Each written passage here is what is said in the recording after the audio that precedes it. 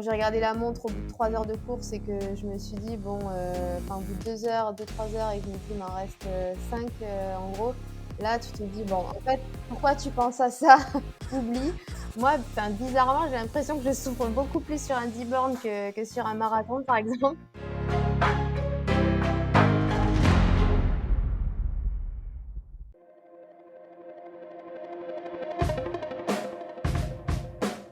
Bienvenue sur Les Frappés, le podcast sur le dépassement de soi et l'aventure.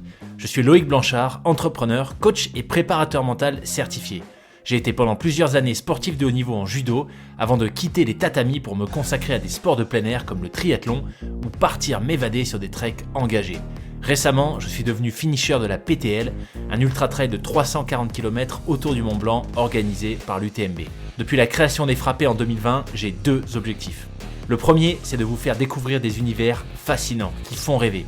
Avec mes invités, on ira naviguer sur toutes les mers du monde. On participera à des expéditions dans les régions polaires ou en Himalaya. On découvrira l'envers du décor de l'entrepreneuriat et du sport de haut niveau. Et on partira en mission avec des membres des forces spéciales. Le deuxième, c'est de vous aider à croire en vos propres rêves et à passer à l'action grâce au partage de ces invités exceptionnels.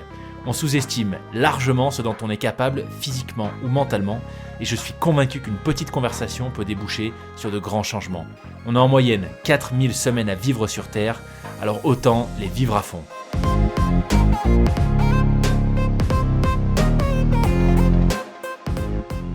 Salut Floriane. Salut, Loïc. Très très content de te recevoir sur le podcast. Enfin, j'ai envie de dire, parce que ça faisait un moment que j'avais entendu parler de toi. J'avais aussi entendu parler de Nicolas, ton compagnon. Je crois que votre kiné, vous avez parlé du podcast. Enfin bon, bref, il y a eu plein de signes. Exactement, ouais. Donc voilà, là on y est, ça y est. En plus, pas très loin l'un de l'autre. Oui. Tous les deux à Aix-en-Provence. Donc voilà, merci beaucoup pour ton temps. J'ai hâte qu'on puisse rentrer dans le vif du sujet, que tu nous expliques un petit peu ce que tu fais. Parce que je t'avoue que ça me fascine quand même quand je vois ce que tu as réalisé notamment récemment. Et donc, ce que je te propose, c'est peut-être tout simplement de commencer par te présenter, de nous expliquer ce que tu fais aujourd'hui et quel a été ton parcours. Alors, déjà, bonjour à tous. Merci Loïc pour l'invitation.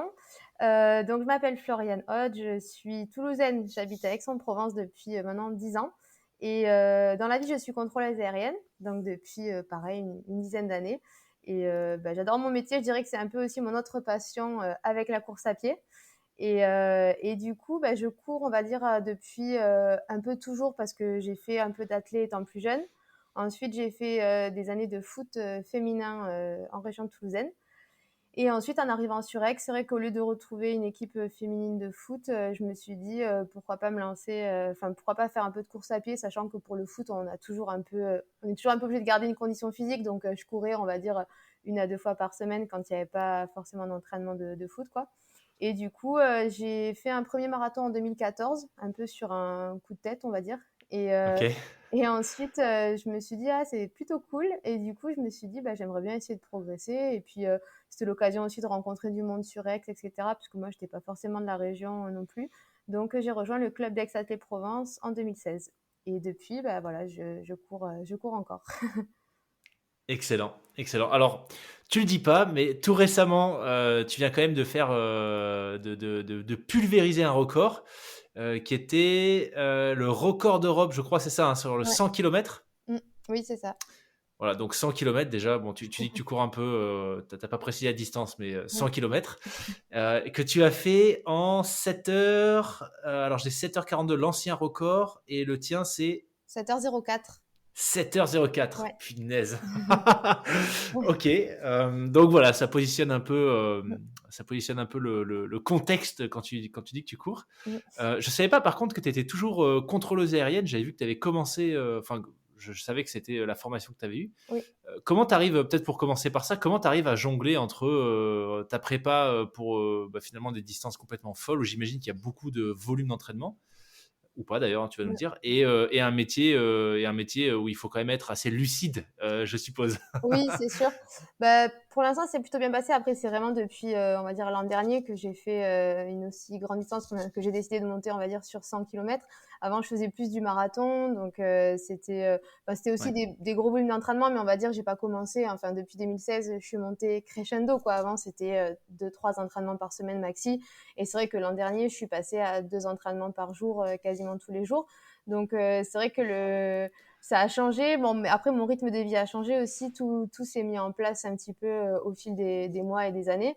Mais après, c'est vrai que d'un point de vue boulot, j'ai quand même j'ai eu la chance de pouvoir m'arranger assez facilement l'an dernier.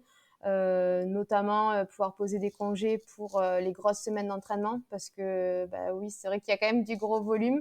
J'ai fait des semaines à plus de 200 kilomètres, donc c'est vrai qu'avec Wow. avec 2 entraînements par jour, c'était compliqué de travailler à temps plein. Donc c'est vrai que j'ai pu poser des congés sur les grosses semaines et j'ai pu aussi m'arranger un petit peu avec mes collègues et mon chef pour ne pas travailler les jours où il y avait des grosses séances et adapter un petit peu ou hors enfin des fois quand c'est hors prépa, j'arrive aussi à aller courir sur ma pause de midi le repas. Donc non, franchement ça se passe super bien et je suis super soutenue aussi à mon travail, donc c'est motivant aussi. Ouais, ouais, j'imagine. Et qu'est-ce qui t'a motivé finalement à monter crescendo, comme tu dis, dans les distances? Tu vois, il y a des gens que j'imagine qui s'éclatent tout à fait sur du 10 kilomètres, qui restent sur du 10. Toi, c'est quoi qui t'a poussé à faire du toujours plus long? Ben, moi, enfin, bizarrement, j'ai l'impression que je souffre beaucoup plus sur un 10 bornes que sur un marathon, par exemple. Donc, c'est peut-être pour ça. Mais non, mais en fait, je sais pas, j'adore en fait le marathon. Je trouve que c'est fou, quoi, comme distance. En fait, c'est ce que je préfère, c'est courir longtemps sur une longue distance. Et c'est aussi pour ça, en fait, je pense que je suis montée après sur 100 kilomètres. Après, c'est Nico, du coup, mon conjoint, qui m'a un petit peu glissé cette idée, on va dire. Mais c'est vrai qu'il m'a dit, bah écoute, t'aimes bien courir longtemps, t'aimes bien borner. À chaque fois, c'est vrai que des fois, même sur les prépas marathons, j'avais tendance à rajouter un petit peu plus de kilomètres que ce que le coach disait. Donc il m'a dit, bah pourquoi tu tentes pas, quoi. Et puis c'est vrai que ça m'a de suite plu. Je me suis dit, bah pourquoi pas tenter, on va dire. Je sais pas si j'arriverai au bout, mais qui ne tente rien à rien. Et puis enfin, ça me plaisait bien. Après avoir enchaîné plusieurs marathons, je me suis dit que ça allait changer un petit peu, quoi. Waouh. Et alors, avant qu'on rentre dans le détail des 100 kilomètres, tes temps sur marathon, pour qu'on ait aussi une idée, tu vois, des rythmes et qu'on puisse un Ouais. peu comparer sur 100 kilomètres, tu faisais combien sur ton premier marathon et sur peut-être le dernier que tu as fait avant le 100 kilomètres? Alors le premier, on va dire sans, enfin je m'étais entraînée un peu à l'arrache, j'étais même pas en club et tout ça quoi. J'avais fait 3h40 sur celui de Toulouse Ah ouais, ouais, quand même, déjà. et et ensuite je suis montée, enfin j'ai descendu un peu crescendo, j'avais fait 3h20 à Paris, 3h05 à Florence en Italie. Et après je suis passée sous les 3 heures à Paris aussi en 2h55. J'ai fait Valence en 2h54 et mon dernier meilleur chrono c'est 2h41 à Valence en 2021, fin 2021. Waouh, ok. Ouais. Ouais, Ouais. donc ça va vite. Ça va vite. Ok. Et du coup, parce que quand on voit ton rythme sur le 100 km, alors attends, déjà peut-être avant de parler du rythme, le 100 km, donc comment est-ce que ça se présente en fait? C'est pas du tout du trail, c'est sur route, Ouais, c'est c'est sur ça? route, ouais. Et donc c'est sur des pistes qui sont fermées. Comment c'est organisé concrètement? Ça dépend. En fait, moi, je fais mon premier 100 kilomètres, donc c'est les championnats de France à Belvès en avril 2022. Et là, en fait, c'était un parcours en nature. Enfin, en nature, c'était de la route, je veux dire. Mais on est passé dans des villages. On a fait un circuit assez sympa parce que du coup, on n'est pas repassé 2 fois au même endroit, sauf sur une petite boucle. Ah ouais, Donc, ok. du coup, c'était hyper cool. Après, c'était vallonné, donc pas évident parfois aussi de caser des montées et des descentes sur 100 bornes. Mais bon, enfin, fallait travailler différemment. Donc là, c'était comme ça. Et après, par contre, sur les championnats du monde que j'ai fait à Berlin en août, là, par contre, c'était des boucles de 7,5 km, 7 km et demi. Donc en Ah fait, on ouais. a fait 13 fois la boucle. Et en plus, c'était même pas une boucle. En fait, c'était vraiment un aller-retour sur 3 km et demi. Donc c'était 3,5, 3,5, 3,5. Enfin voilà quoi. Et en fait, ils sont un peu obligés parce que quand j'avais fait les championnats de France, j'avais Nico qui me suivait en vélo pour le ravitaillement, etc. Mais sur les championnats du monde, on est tellement qu'ils peuvent pas, chacun ne peut pas avoir son vélo. Donc en fait, Ouais. ce système de boucle, je pense que ça permet aussi que les ravitaux sont au même endroit. Et à chaque boucle, nous, on pouvait récupérer les ravitaillements qu'on avait laissés, dont on avait besoin, quoi. Donc, D'accord, ok. Ah, ça va être intéressant quand on va aborder la partie mentale, je pense, parce que Mmh. gérer 13 boucles Ah ouais, ouais. pendant 7 heures, Mmh. waouh, ok. D'accord. Et donc là, cette année, tu en as fait deux, hein, des 100 km. C'est ça, tu as fait les championnats de France en avril Ouais. et en août, c'était Berlin. Championnat du monde à Berlin, ouais. Bah, c'est Ouais, les 2 seuls exactement. que j'ai fait, en fait.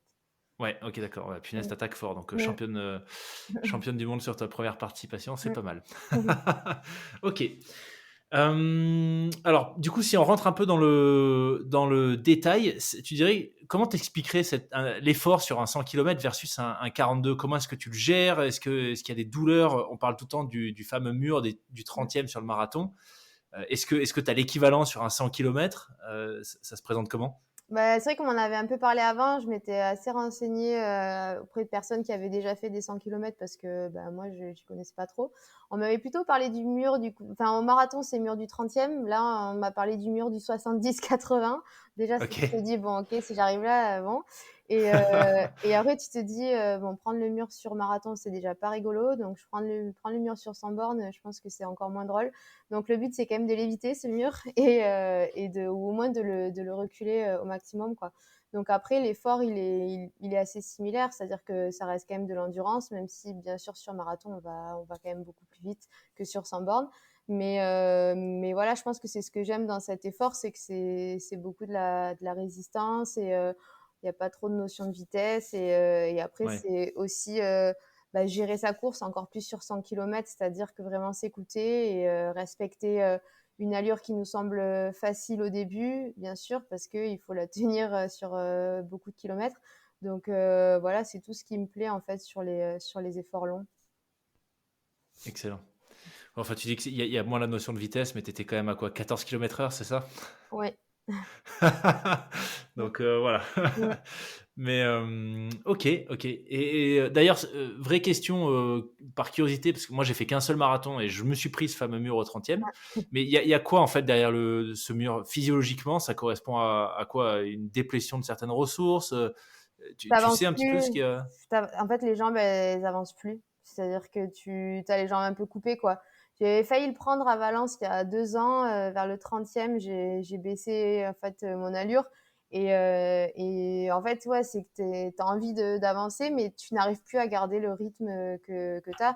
Donc, je sais pas, après, ça peut être plein de facteurs, en fait, hein. Ça dépend de la forme le jour J, ça peut être un problème d'alimentation, ça peut être d'être parti trop vite, ou enfin voilà, en fait, ça peut être plein de choses, mais en gros, c'est ouais, t'arrives plus à garder l'allure que tu souhaitais sur tes 42 kilomètres, quoi. Hmm, Donc, hmm. voilà. Et donc ça, pour l'éviter, tu l'as pris d'ailleurs sur les 200 km que tu as fait? Tu as Non, eu non, cette non, expérience? Non? non, non, Ok, non. ah ouais, génial. Mm. Et tu penses que c'est quoi alors dans ta préparation qui fait que tu as pu l'éviter? Je sais Il n'y a pas. pas de Après, certitude que tu l'aurais eu après, hein, mais non, non, non. Après, est-ce je que pense tu l'avais que préparé? ouais. Après, je pense que c'est un tout. C'est-à-dire que c'est justement quand on se prépare sur une course, bah déjà beaucoup d'entraînement, beaucoup de volume. Après, c'est travailler une allure spécifique à l'entraînement. Donc bon, après, bien sûr, on travaille pas que cette allure qu'on veut tenir sur la course, mais par exemple, tous les dimanches, mes sorties longues, c'était à l'allure que je souhaitais tenir en gros, sur les championnats du monde. Et donc, il y a ça qui est très important. Et ensuite, il y a tout l'aspect nutrition aussi. Parce que c'est ça aussi, des fois, surtout sur les efforts longs, encore sur marathon, je trouve que, enfin, tout dépend, mais c'est vrai que oui, si une mauvaise alimentation, une mauvaise gestion aussi de l'hydratation, ça peut entraîner que les jambes n'avancent plus. Donc, je pense que c'est vraiment un tout, mais voilà, l'entraînement plus, enfin, combiné à une nutrition bien réglée, c'est un tout. Et au final, la nutrition fait aussi partie de l'entraînement parce que Ouais. quand je m'entraînais aussi à manger ce que j'allais manger le jour de la course et tout ça, quoi. Donc, tout est lié, en fait. Après, on n'a aucune certitude. C'est pour ça que ça fait toujours peur, surtout sur le premier. Quand je suis partie, je me suis dit, OK, bon, je l'ai tenu sur 60 kilomètres. C'est le maximum que j'ai fait à l'entraînement. Mais après, il reste presque un marathon et ça, c'est l'inconnu. Donc, après, voilà, c'est le corps qui décide d'être cool, de tenir. Et après, bien sûr, l'entraînement qui est derrière. Même si j'avais fait que 60, je les avais fait après une semaine hyper chargée en volume. Donc, faire 60 bornes après avoir déjà fait 150 km dans la semaine, Ouais. c'est pas faire 60 km en étant tout frais. Donc, voilà, il y a tout ça qui joue aussi. Et comment tu gères la récupération quand tu fais de telles distances, tu vois, 150, 200 km sur une semaine, quand tu dois en enchaîner plusieurs, ça se Ben, passe comment? je vais voir le kiné, hein, Ouais. je vais voir Xavier. Ouais. Non, mais si, ça fait partie de la récup, kiné, ostéo. Après, bah, beaucoup de sommeil, enfin, par exemple, tu fais une séance le matin, tu fais une sieste après, avant de pouvoir repartir courir le soir. Et ensuite, bah, pareil, la nutrition, penser à bien manger, enfin, on va dire équilibré ou des choses qui t'apportent ce dont tu as besoin pour bien te régénérer, en fait, bien régénérer le corps. Et après, moi, j'ai ajouté aussi un peu, on a des bottes, enfin des bottes de compression à l'appart. Et du coup, je faisais ça aussi. En fait, c'est tout ce qui peut te permettre de te ressourcer au maximum pour enchaîner les kilomètres et les séances, quoi. Ouais. Le fait de nager, est-ce que ça peut aider? Parce que je te demande, parce Ah, que qu'on n'est pas très loin de la mer quand même, toi et moi. Donc, pas pour moi, quoi. Moi, je pense que non, non, je suis vraiment pas un poisson dans l'eau, donc je pense que ça m'épuiserait plus qu'autre chose. Puis j'aime pas Ok. trop trop ça. Donc voilà. Ok. Hum, ok. Et donc, quand tu pars sur des semaines, alors je sais pas si toutes tes semaines faisaient 150, 200 km d'entraînement, mais quand tu préparais, peut-être, on va peut-être commencer par ça, ton premier 100 km sur les championnats de France Mm. à Belvès, hein, c'est ça? Ouais. La préparation, ça a ressemblé à quoi? Elle a commencé combien de temps en avance et comment est-ce que tu l'as structurée dans les grandes lignes? Dans les grandes lignes, bah, je me suis décidée en janvier en fait à le faire. Ah J'ai ouais. soumis l'idée à mon coach. Il m'a dit non, non, non, non, tu fais pas ça. Tu restes sur marathon. Le 100 km, c'est pas pour maintenant. Et puis bon, j'ai dit allez, s'il te plaît. J'étais motivée. Donc petit à petit, il a lâché quoi. Il s'est dit bon, ok. Par contre, voilà, lui de son côté, il avait jamais non plus enfin encadré de personne pour sur cette distance-là. Donc il avait pas envie de faire n'importe quoi. Donc c'est beaucoup renseigné, pareil, auprès de personnes qui avaient l'habitude. Et après, en fait, c'est un peu comme une prépa marathon, c'est en plusieurs cycles. Donc, un premier cycle de foncier où on va faire beaucoup de renfo, etc. Après, je sais plus, enfin, il y a la vitesse à un moment donné. Et après, c'est les grosses semaines de charge, on va dire.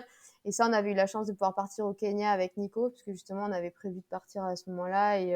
Et enfin, à la base, moi, c'était aussi beaucoup pour découvrir l'endroit parce que je connaissais pas et que ça me disait bien. Et du coup, je m'étais dit, bah, ça peut être aussi l'occasion de préparer un 100 km parce que là-bas, tout est fait pour courir. Et surtout, moi, j'étais jamais partie en stage d'athlète. Donc là, c'était la première fois que je faisais vraiment 3 semaines où je pensais qu'à ça, à courir le matin, le soir, se reposer, les soins. Donc, du coup, voilà. Après, en termes de volume, c'est sûr qu'il y en a un peu plus, enfin, il y en a quand même beaucoup plus que sur marathon, mais pas non plus énorme, parce que sur marathon, j'étais déjà, on va dire, à 150 km, 160 semaines, et là, sur les grosses semaines, j'étais passée à 200, mais c'est pas, enfin, la différence n'est pas non plus énorme, quoi. Ouais, ouais. Ok. Ouais, donc une semaine classique, t'es quand même autour de 100, 150 km. Ouais. Ah ouais, oh là là, Mm. punaise. Ok. Et En prépa, alors, c'est hein. intéressant. Ouais, ouais, ouais, bien sûr, ouais, Mm. ouais. C'est intéressant que tu évoques le Kenya, parce que c'est vrai que, bon, moi j'ai découvert un peu ce que faisait Nicolas Navarro, donc ça fait plusieurs fois qu'on parle de ton compagnon, mais s'il y en a qui connaissent pas, il a été premier français sur le marathon à Tokyo en 2020. Mm. Et il est récemment passé pro, hein, il me Oui, semble, juste avant toi, avec oui, c'est ça. On Running, Oui. la fameuse marque suisse. Mm. Et donc j'avais vu, oui, qu'il était parti faire ce stage au Kenya. Je savais pas que tu l'avais fait aussi. Qu'est-ce qu'il y a de spécial en fait? Tu parles de l'environnement, le fait que tout est prévu là-bas pour la course. Mm. Qu'est-ce qui fait qu'un stage de 3 semaines au Kenya, c'est une expérience vraiment différente pour des gens qui font de l'athlé comme Nico et toi? Après, je pense que ça dépend de chacun et ça dépend de comment chacun aussi vit son expérience. Mais c'est vrai que c'est déjà voilà découvrir une nouvelle culture, une nouvelle et puis bon là-bas leur culture voilà c'est de courir. Donc en fait tu vas dehors, tu vois tout le temps quelqu'un courir. Puis c'est le fait de pouvoir courir en groupe, s'entraîner en groupe. Enfin c'est tout ça. Et après ce qui joue aussi c'est forcément l'altitude parce que c'est à Iten là où on va, c'est Ah le oui. haut plateau en fait kényan. Et du coup, bah, quand tu arrives, c'est vraiment difficile puisqu'il y a une acclimatation à faire et le fait qu'on soit à 2002, je crois, d'altitude, ça fait que c'est beaucoup plus compliqué de s'entraîner. Mais il y a aussi après les bénéfices quand on rentre et qu'on redescend, on va dire, à l'altitude, quoi. Donc Ok. non, c'est un tout. Et puis enfin ouais, c'est vraiment vivre en fait course à pied pendant 3 semaines, un mois. Enfin voilà, moi c'était la première fois que je vivais ça et en plus bah ouais, j'ai adoré la vie là-bas, la culture, les gens. Enfin vraiment, j'en garde un super souvenir quoi. Donc j'aimerais bien Trop pouvoir bien. y retourner. Ouais, trop bien. Et dans tes entraînements, puisque je connais un petit peu, j'ai vu que sur Insta, tu allais de temps en temps courir à la Sainte-Victoire. Ouais. Est-ce que tu fais en sorte, côté dénivelé, de te mettre dans les mêmes conditions que tes courses, donc a priori plutôt du roulant, Mm. ou est-ce que tu vas aussi travailler, tu vois, de la puissance en côte? Est-ce qu'il y a un intérêt à faire ça ou pas du tout? Ouais, alors déjà, même les côtes, de toute façon, notre coach, justement, dans le cycle foncier, il nous en fait faire beaucoup. Et Ok. c'est voilà pour tout ce qui est renforcement, etc. Après, je fais aussi un peu de salle. Justement, là, j'avais intégré ça pour le sandboard, aller un peu à la salle pour muscler, on va dire, un peu les jambes. Après, voilà, hein, je suis pas une pro de la muscu non plus. Et après, après c'est vrai que vers chez nous, rien n'est plat en fait, Alex. Donc en fait, tu es obligé de faire du dénivelé, même si tu veux pas. Donc c'est vrai qu'on est tout le temps, même sur des footings, finalement, on se rend compte qu'on fait du dénivelé. Et après, oui, moi, j'adore monter à Bibémus, monter à la Tour César, je sais pas si tu vois Yes. derrière où Ouais. c'est. Et après, quitte à faire un fartlek là-haut. Alors c'est sûr que tu galères pour monter, mais après, déjà, je trouve que d'être dans la nature, la séance, elle passe beaucoup plus vite, enfin beaucoup plus facilement. Et puis je me dis toujours, finalement, ça fait travailler aussi d'autres muscles. Pareil, la descente, ça Ouais. fait du renfort. Donc moi, au final, j'adore. Et c'est vrai que des fois, j'essaie même de négocier quand tu vois, j'ai une séance sur piste et que je suis pas trop motivée, s'il y a un peu de vent ou quoi, je demande au coach, ouais, je peux aller faire un fartlek en nature, sinon ça passe mieux, quoi. Tu vois, je trouve que la piste, des fois, c'est un peu plus violent, quoi. Ouais. Ouais. Et sur tes sorties longues, tu fais quoi? Est-ce que tu en fais des fois à la Sainte-Victoire? Tu vas jusqu'à Non. Puloubier, tu reviens à Bibémus, non? Non, ça, je l'avais fait pas mal après le confinement, là, quand il n'y avait plus de courses et tout ça, où Ouais. justement, bah, en fait, enfin, j'avais plus du mal à m'entraîner, à faire vraiment des séances avec suivre des allures et tout ça. Donc, je partais courir, comme tu dis, vers Puy-Loubier. J'avais fait justement Puy-Loubier sur toute la crête, là, Ouais. jusqu'au centre-ville d'Aix. J'étais partie du centre-ville d'Aix, j'étais montée à la Croix et j'étais redescendue. En fait, j'adorais, je partais et je regardais pas la montre et puis je faisais mes sorties. Donc, je pense que ça m'avait bien fait au final travailler un petit peu la caisse. Mais après, là, sur des prépas spécifiques, non, je suis obligée quand même Ouais. de courir à plat. Donc, on va vers les 1000, histoire de quand même trouver un peu de plat. Parce que là, il faut quand même respecter des allures et dès que ça monte et que ça descend, c'est difficile de se caler, quoi. Ouais. Donc, pour Belvès, c'était bien, vu qu'il y avait beaucoup de dénivelé. Je pouvais faire des sorties longues, des fois, sur du terrain un peu vallonné. Mais par contre, pour Berlin, où je savais que ça allait être plat, j'essayais de rester vraiment sur du plat et même de faire des boucles pour m'entraîner à faire des boucles parce que du coup, je savais que j'aurais ça à Berlin. Donc en fait, j'adapte un peu en fonction de la course aussi que Ouais, je vais ouais. faire. Complètement, ouais. Mm. Complètement. Bon, alors, tu évoques les boucles. T'en parlais au tout début. Mm. Comment est-ce que psychologiquement, du coup, tu gères ça? Alors, déjà, d'une part, l'effort long, parce que 7 heures, voilà, faut quand même à un rythme constant, etc. Donc, je suppose que tu te laisses pas trop porter. En fait, tu es constamment en train de vérifier que tu es bien en bon rythme, etc. Non? Ouais, tu regardes quand même, surtout au début, pour pas aller trop vite justement. Et Ah oui.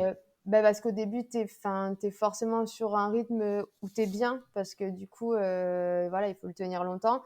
Donc au début, c'est plus ça, pas se laisser aspirer. C'est parti très fort, les filles sont parties vite, donc du coup, bah, t'es un peu, tu te freines en fait pour pas te laisser aspirer. Donc ouais, au début, tu regardes bien la montre. Et après arrive un temps où tu la regardes plus vraiment parce qu'en fait, tu réfléchis plus tes jambes. Enfin, moi, j'ai l'impression qu'elles voilà, elles couraient, elles avaient imprimé le rythme et elles couraient comme ça. Ok. Et surtout, je me disais, pourvu que ça tienne jusqu'au bout, c'est tout, quoi. Après, tu t'es dit, enfin, j'étais pas tout le temps sur la montre quand même, quoi. Ok. Mm. Et en termes de fréquence cardiaque, tu es à combien sur un effort comme ça, en Et moyenne? je sais pas, parce que justement, je cours plus avec le cardio Ah ouais? depuis 2 ans, en fait. Je le mettais souvent, je l'avais quand j'avais fait le dernier marathon, là où j'avais failli prendre le mur. Et en fait, ça m'irritait vachement au niveau de la brassière, ça me faisait des brûlures. Et du coup, sur les entraînements, ça me faisait ça. Après, sur la course aussi. Et du coup, ça m'avait un peu gonflé. Donc, je l'avais enlevé. Et c'est vrai que je l'ai jamais remis. Mais c'est vrai que j'aurais bien aimé avoir un aperçu. Je pense que là, quand je reprendrai les entraînements, pourquoi pas essayer de retrouver un système pour avoir pour voir un petit peu. Je sais que Nico, lui, justement, il bosse, enfin, il a tout le temps son cardio alors, il fait pas de séance avec son cardio, mais ça lui permet de savoir, lui, Ouais. s'il est en forme, s'il est fatigué, comment il se connaît beaucoup par rapport à ça. Moi, c'est vrai que j'ai pas de notion au niveau de la fréquence cardiaque, quoi. Ok, comme quoi c'est loin d'être indispensable. Ouais, ouais. Je crois que c'est Kylian Jornet qui court aussi sans cardio du tout, Et je il sais me pas du semble. tout, mais ouais, c'est possible. Ouais, il me semble. Ouais. Ok. Et sur cette, si on parle, tu vois, peut-être de Belvès pour commencer, et après on ira Mm. sur Berlin, mais comment tu découperais cette course? Déjà, c'était tes tout premiers, donc comment tu étais dans quel état d'esprit, tu vois, au moment de prendre le départ, et après, enfin, tu vois, quelles ont été peut-être les grandes phases par lesquelles tu es passé pendant l'effort jusqu'à l'arrivée? J'étais au départ en méga stress, bon, un peu comme tout le temps avant les courses, mais là encore plus parce que bon, tu vois, un marathon, quand on a déjà fait un, deux, trois, tu te dis, bon, je sais que j'en ai déjà terminé un, donc normalement, voilà. Après, là, un 100 bornes, j'avais aucune idée.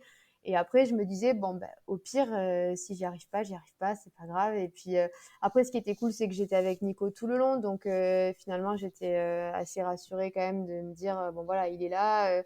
Il arrivait justement à me cadrer un petit peu, à me driver sur certaines portions de course parce que là, justement, à Belvès, là où il fallait faire gaffe, c'est il y avait beaucoup de montées. Et là, le but, c'était de pas vouloir forcer comme une dingue dans les montées et se cramer, plutôt essayer de ralentir le rythme, quitte à perdre un peu de temps, mais que de toute façon, on reprenait derrière parce que bah, il y avait la descente et c'était plus roulant. Donc, c'est vrai que Belvès, il y avait beaucoup le fait la gestion de course dans les montées et gérer justement ce dénivelé. Donc Belvès, c'était un peu la découverte. Quand j'ai passé le 60e kilomètre, je me suis dit, bon, ok, bah là, tu es dans l'inconnu le plus total. Donc maintenant, bah, croisons les doigts, espérons que la prépa ait suffi, espérons que tout ce que j'ai mis en place pour le ravitaillement tienne. Et puis après, on adaptait aussi un petit peu. À un moment donné, je sentais les mollets qui tiraient comme des crampes qui arrivaient. Bah, j'ai demandé plus de ceinture. Par exemple, j'avais prévu de la ceinture sans les bulles, mais parce que je sais que c'est une eau voilà, qui permet aussi de bien Hmm. réhydrater et qui est bien chargée en minéraux. Donc, adapter aussi un petit peu au fur et à mesure. Et puis finalement, voilà, ça s'est bien passé jusqu'au bout. Donc voilà, et après Berlin, ça a été encore une autre gestion de course, comme on disait, avec les boucles, avec tout ça. Donc c'est à chaque fois différent. Mais je reviens, tu vois, vraiment sur cette histoire de boucle, parce que je suis pas un habitué, tu vois, de la course sur Ouais. piste, mais je me dis, punaise, 7 heures à faire enfin, psychologiquement, c'est quand même un gros paramètre à prendre en compte, non? Ouais, bah, c'est sûr. Après, je me dis, il y a, enfin, pire entre guillemets pour le mental. Enfin, quand je vois le 24 heures, parce qu'on était en stage cet été avec eux, ils font 24 heures sur des boucles encore plus petites. Des fois, c'est sur piste, donc 400 mètres. Et des fois, là, par exemple, il y avait les championnats d'Europe en septembre et c'était sur une boucle de 1,2, je crois, ou un truc comme ça. Donc, tu vois, Waouh. je me dis, moi, finalement, bon, 100 bornes sur une boucle de 7,5, c'est pas cata, mais c'est vrai que ça fait pas rêver quand même, quoi. Enfin, honnêtement, Mais est-ce que je m'en fais une montagne? C'est, est-ce qu'ils ont des tips, par exemple, pour se changer d'idée, penser à autre chose, ceux qui font des 24 heures? Est-ce qu'il y a des choses qui t'ont partagé que tu as pu utiliser toi, ou c'est chacun sa sauce? je pense que c'est chacun à sa sauce. Je pense qu'en fait, il faut quand même un peu s'évader. Enfin, moi, je sais que quand j'ai regardé la montre au bout de 3 heures de course et que je me suis dit, bon, enfin, au bout de 2 heures, 3 heures, et que je me dis, il m'en reste 5 en gros, là, tu te dis, bon, en fait, pourquoi tu penses à ça? Oublie, évade-toi dans tes pensées. Après, moi, voilà, j'avais la chance, j'avais beaucoup de mes proches qui avaient fait le déplacement à Berlin. Donc, en fait, le fait qu'il y ait des boucles, c'était quand même cool parce que ça me permettait de les voir et ça me Hmm. reboostait. Mais après, c'est vrai que j'ai vraiment beaucoup plus subi ma course qu'à Belvès, par exemple. Parce que à Belvès, le fait qu'il y ait des paysages nouveaux à chaque fois, bon voilà, là on se dit il y a la montée, après il y a la descente, après on passe ce village, après voilà. Donc en fait, tu découvrais, enfin malgré tout, même si t'es pas là pour faire du tourisme, mais je veux dire, tu regardes quand même le paysage et c'est sympa. Quand là, tu as déjà fait deux trois boucles et que tu prends ton ravitaillement, il y a écrit 4 et que tu dis je vais devoir aller jusqu'à 13 comme ça, bon, c'est différent. Psychologiquement, c'était un peu plus difficile, mais après, c'est le mental aussi qui prend le dessus. Et finalement, je pense que c'est aussi ce que j'aime dans ces courses, quoi. C'est que c'est de la résistance et voilà, il y a aussi beaucoup dans la tête, je pense. Ouais, Mm. ouais. Qu'est-ce que tu dirais que tu as appris de Belvès, donc ta première participation sur un Mm. 100 km, où, encore une fois, hein, tu finis championne de France, Ouais. qui a pu être utile pour toi sur Berlin? Ben, je pense que c'est la confiance en mon corps, je pense, à faire un effort comme ça. C'est vrai que je te disais à Belvès, au bout du 60e, je me suis dit, bon, maintenant, on verra. Et je me disais, si mon corps, il me laisse faire ça, enfin, j'en serai encore plus reconnaissante, on va dire. Enfin, je sais pas comment expliquer. Du coup, je pense que j'avais une certaine confiance en lui quand même de me dire, bon, bah, je l'ai fait une fois. Après d'avoir vu aussi de pouvoir enchaîner les prépas, enfin les kilomètres pendant la prépa, etc. Donc je pense que c'est ouais se faire confiance à son corps, à ses jambes, à son entraînement et voilà après pas faire n'importe quoi. J'étais partie sur des allures que j'avais travaillées, donc c'était quelque chose que j'avais bossé à l'entraînement et, et voilà. Après, c'est, comme je te disais, c'est aussi dans la tête. Donc, il se passe plein de choses. Je me rappelle pas de tout, même moi, tu vois, des fois des blackouts un peu. Mais, euh, mais ouais, après, c'est sûr que sur des courses comme ça, je pense que ceux qui font beaucoup d'ultra encore plus, mais tu apprends beaucoup sur toi et sur ton corps, en fait. Tu as le temps aussi de réfléchir sur ta vie, sur Ouais. tout ça. Donc ouais, non, il y a pas mal de choses. Et là, côté récupération, parce que finalement, tu as enchaîné tes 2 premiers 100 km la même année. Ouais. Je sais pas si c'est commun, si ça se fait beaucoup dans la discipline, mais il t'a fallu combien de temps pour tu vois, te sentir à nouveau fraîche et prête pour Berlin? Ben, en fait, ouais, c'était prévu sans être prévu. C'est vrai que quand je suis partie sur les championnats de France, on avait quand même vu qu'il y avait les championnats du monde en août, donc on s'était dit, bah, ça pourrait être fou d'être sélectionné en équipe de France et de les faire. Mais c'est vrai qu'au final, à la base, déjà en faire un, ça me paraissait déjà beaucoup. Donc là, deux en moins enfin, c'était quoi, c'était avril et août, donc c'était assez rapproché. Donc en fait, finalement, je me suis pas trop posé la question de me dire est-ce que j'ai bien récupéré ou est-ce que voilà, bien sûr, j'ai coupé après Belvès, j'ai essayé de bien me ressourcer, me régénérer, mais après je suis quand même vite repartie à l'entraînement parce que en fait la prépa, elle a commencé assez tôt aussi quoi pour Berlin. Alors je pense que ça a été aussi un avantage dans le sens où je suis arrivée à Berlin avec une grosse prépa en fait, comme si j'avais Ouais. commencé en février, tu vois, janvier-février de l'année. J'avais fait une grosse course en avril, puis en fait, vu que j'ai pas énormément coupé, juste assez pour quand même me régénérer et tout. Et après, je suis repartie sur une prépa, donc en fait, c'est comme si j'avais eu une grosse prépa, on va dire. C'est plus après Berlin où là, j'ai senti que j'avais vraiment besoin de couper, besoin de Ah fraîcheur. oui. Et là, j'aurais pas pu réenchaîner. Bon, de toute façon, je n'avais pas prévu à la base, mais j'aurais pas pu réenchaîner, même sur un marathon en fin d'année. Ça aurait été compliqué, quoi, d'attaquer une prépa en septembre. C'était pas jouable, quoi. Ouais. Mm. Ah, punaise. Et comment tu as géré cet été la canicule ici? Ça, c'est une vraie question que je me pose pour tous les sportifs et les sportifs de haut niveau du coin. Mm. Quand tous les massifs sont fermés, qu'il fait 42 degrés à l'ombre, Ouais, tu t'entraînes comment en fait? c'était dur. Franchement, c'était compliqué. Ouais, Tu franchement, m'étonnes. on s'est dit, mais parce que Nico était en prépa aussi, il préparait à la base les mondiaux et ensuite du coup les Europes en août. Et franchement, on se disait, mais c'est pas possible, quoi. Cette année, c'est la fin. Après, peut-être on prêtait moins attention les années précédentes, mais il a fait vraiment chaud tout le temps dans le sud-est. Enfin, il n'y avait pas de jour off, quoi. Il y a des moments, tu as une ou deux semaines où c'est vraiment chaud et puis après ça se calme, mais là, ça s'est enchaîné. Donc, ben, en fait, on se levait très tôt.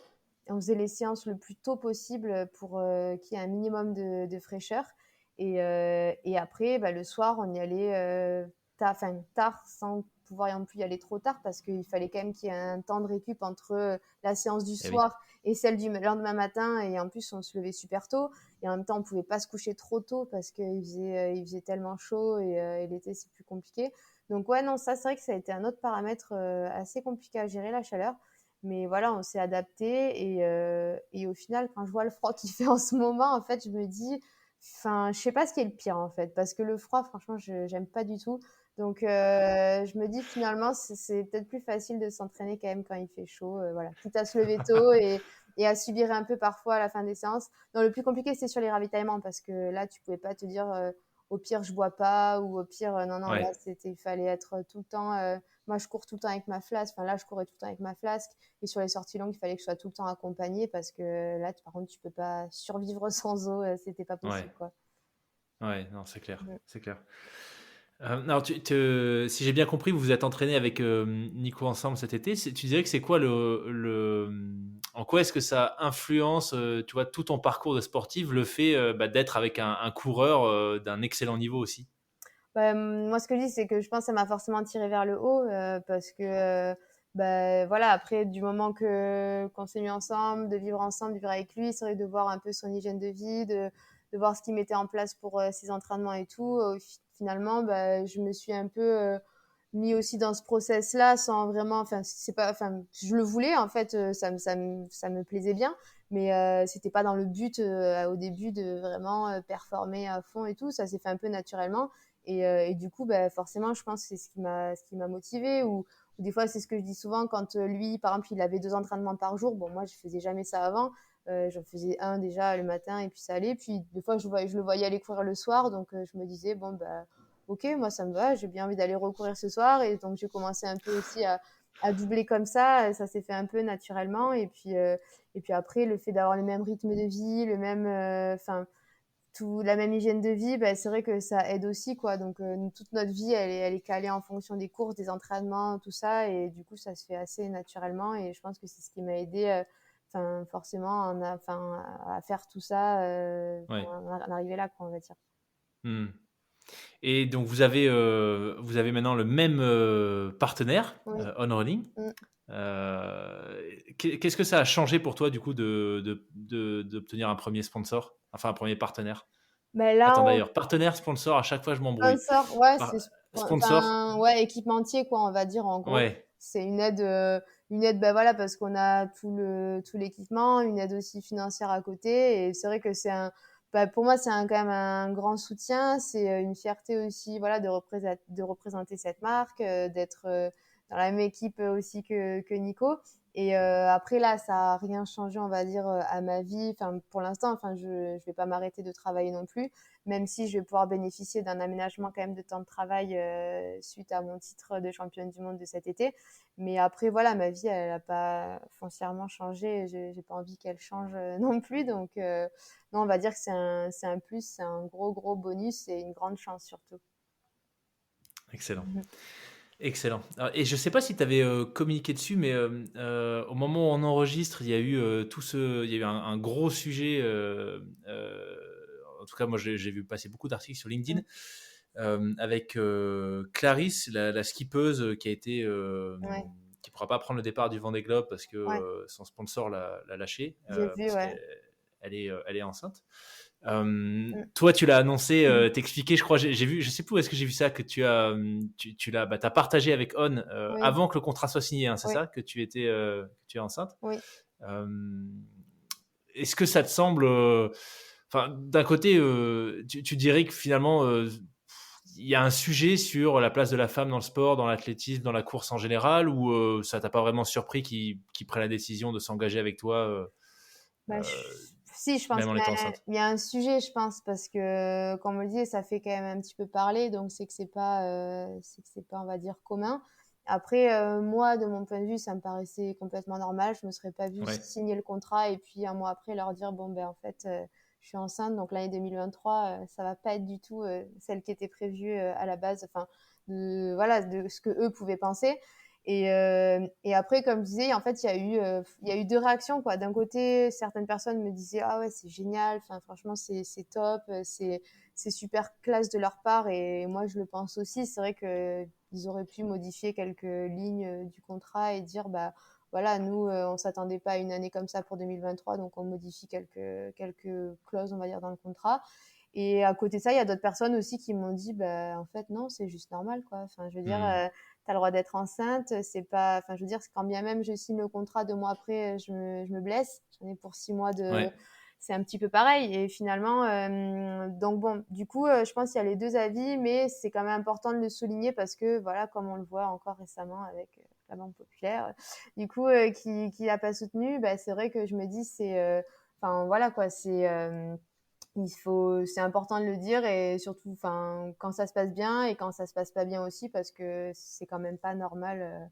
Enfin, après, voilà, c'est chacun gère comme il veut, chaque marque fait comme elle veut, mais c'est vrai que voilà, c'est quand même bien d'en parler quand même parce que ouais, il y a un sujet quand Yes, même. yes. Bah, je suis pas trop surpris que On ait pris cette décision parce que Mm. j'avais vu pas mal de, quand je vivais encore en Suisse, pas mal de reportages sur le positionnement de la marque, notamment par rapport au fait de recruter des étrangers. Il y a beaucoup de non-suisses qui vivent en Mm. Suisse, tu vois, c'est à peu près un tiers de la population. Ah ouais. Et donc, il y a souvent des débats sur voilà, à quel point est-ce que la Suisse doit accueillir des étrangers, etc. Et On, ils se placent, enfin, ils étaient assez transparents sur le fait que pour eux, c'est évident qu'il faut accueillir de la main-d'œuvre étrangère, Mmh. et pas que non qualifiée, tu vois, surtout Ouais, de la main-d'œuvre qualifiée, en fait, de ce qu'ils disaient. d'accord. Et c'était pas forcément le message, tu vois, qu'on entendait le plus dans le coin où ils étaient, sur Zurich. OK. Euh, donc, ouais, ils ont l'air d'avoir des convictions quand même assez fortes et bien dans l'air du temps. Donc, franchement, c'est top. Ouais, non, franchement, ils ont de super belles valeurs et c'est aussi pour ça que même Nico s'était tourné vers eux il y a un an, quoi. Et en fait, au fur et à mesure, voilà, plus on avance et plus, enfin, tout ce qu'ils font, ça confirme vraiment l'image qu'on en avait et voilà, et c'est cool parce qu'on en entend aussi de plus en plus parler de cette marque, Ouais. donc c'est top, ouais, ça, en France, ça commence à être quand même bien connu et franchement, tant mieux pour eux, ils le méritent parce que c'est vraiment une belle marque, quoi.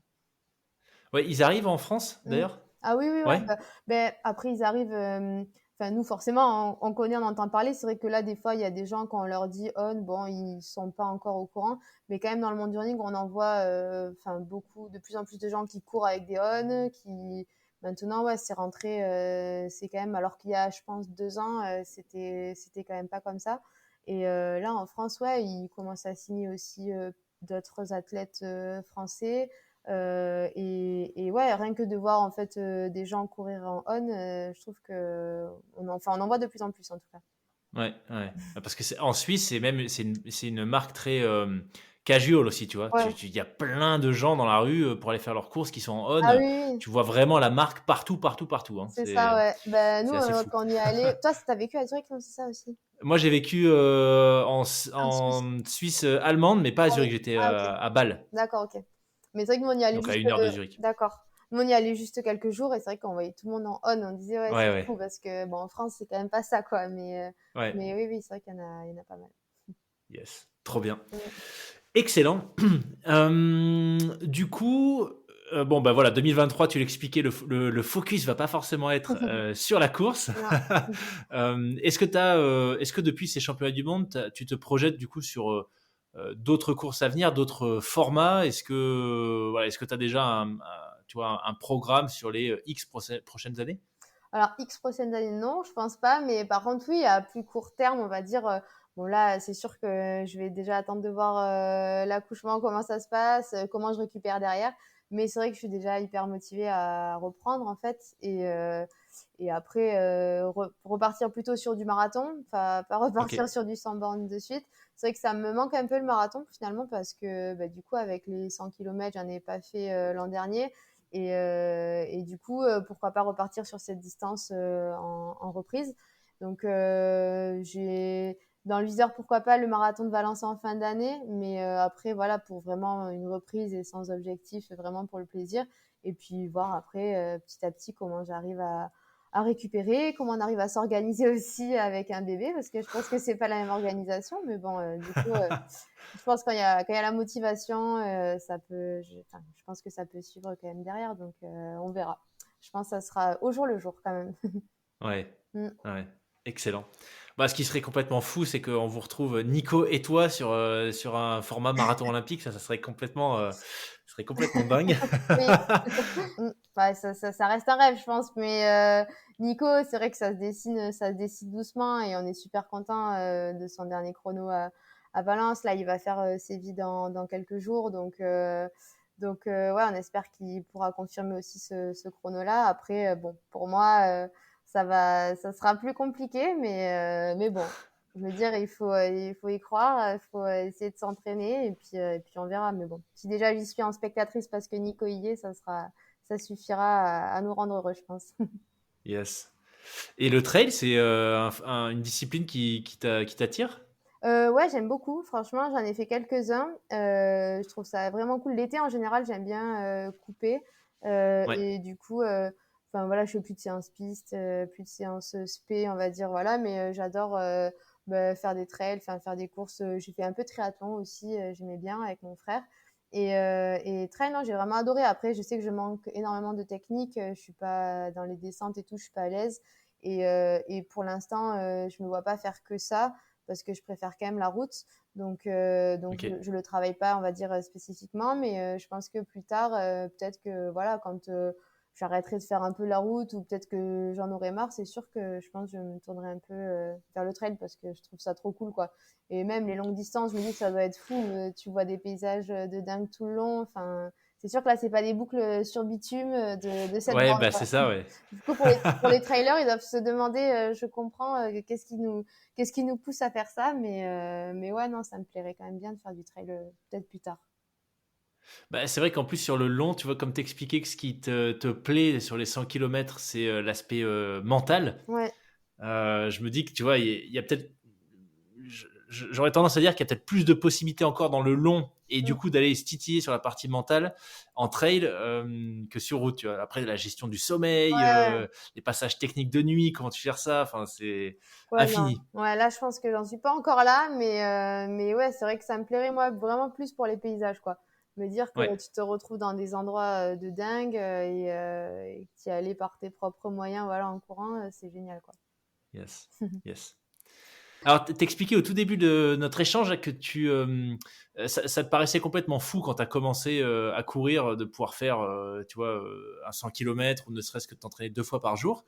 Tu dirais que 10 ans après, cette montée en Mm. crescendo dans la pratique de la course, comment est-ce qu'elle t'a changé, toi, à titre perso? Je pense pas qu'elle m'ait changé. Enfin, je pense qu'elle m'a épanouie. Enfin, vraiment, la course Ouais, à pied, ça m'a épanouie. Ça m'a donné. Enfin, j'ai toujours eu des passions en fait. Quand j'étais plus jeune, c'était le foot. Ma mère, elle me disait, voilà, si t'avais plus le foot, ah ouais, je suis toujours obligée de me mettre à fond dans quelque chose. J'ai l'impression. Et du coup, non, la course à pied, ça m'a de suite plu. Et puis ce fait d'être, voilà, t'enfiles tes baskets, t'es libre. Enfin, nous, j'aime trop courir vers chez nous. Je lui dis, on est dans le centre. Tu pars du centre-ville, tu fais 6 km et t'es à Bibémus. Franchement, même 10 ans après que je suis ici, je suis tout le temps, toujours autant émerveillée, quoi. Je dis à Nico, t'imagines, on est parti du centre et on est là, dans la nature, il y a personne, c'est trop bien.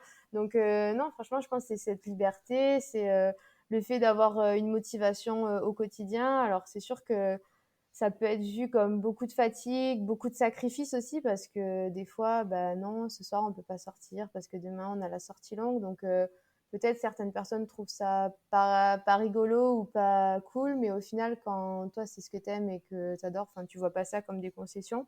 Donc voilà, non, je pense que ça m'a pas changé, mais ça m'a apporté que des belles choses, des beaux souvenirs et ouais, des choses auxquelles j'aurais même pas pensé avant, quoi. Genre porter le maillot de l'équipe de France, ça me paraissait c'est clair. impossible, Ouais, donc non, que du positif, on va dire. trop bien, Mm. trop bien. Excellent. Eh ben écoute, on se rapproche de la fin, Oui. Floriane. Pour conclure, tu vois, on a parlé de Mm. plein de choses, Mm. bah là, tu viens d'évoquer enfin, l'épanouissement que tu as trouvé à Ouais. travers ta pratique, cette notion d'équilibre, le fait Mm. de le faire en couple avec Nicolas. Ouais. Est-ce que toi, ça t'inspire, tu vois, oui, quelque chose, alors pas forcément une leçon, mais Mm.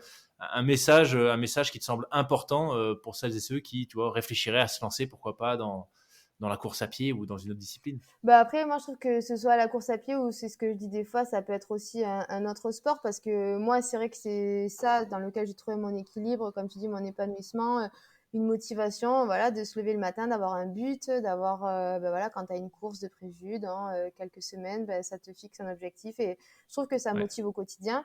Mais ça peut être aussi valable pour n'importe quel autre sport. En fait, il n'y a pas que la course à pied. Et des fois, certaines personnes disent, ah ouais, moi aussi, il faut que je cours, il faut que je fasse ça. Mais en fait, je dis non, tu peux trouver cet épanouissement dans complètement autre chose.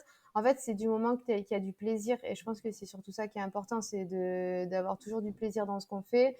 Parce que du coup, quand on le fait avec plaisir, on n'a pas l'impression de se forcer. Et du coup, c'est naturel. Et du coup, c'est aussi pour ça que qu'on arrive à en faire. Et voilà, s'écouter aussi.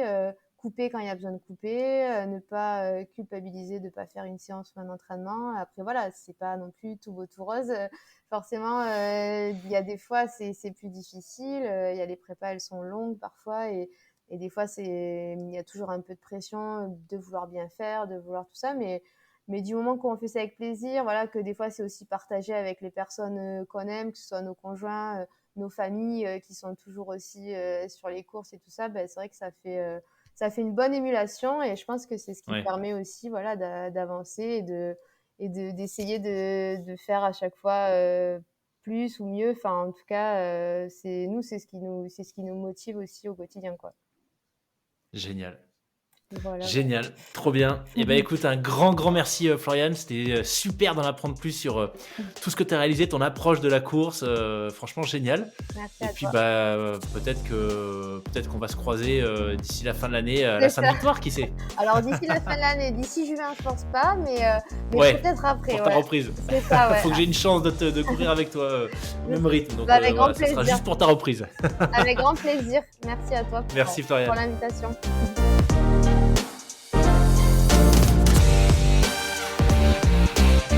Merci d'avoir écouté l'épisode dans son intégralité.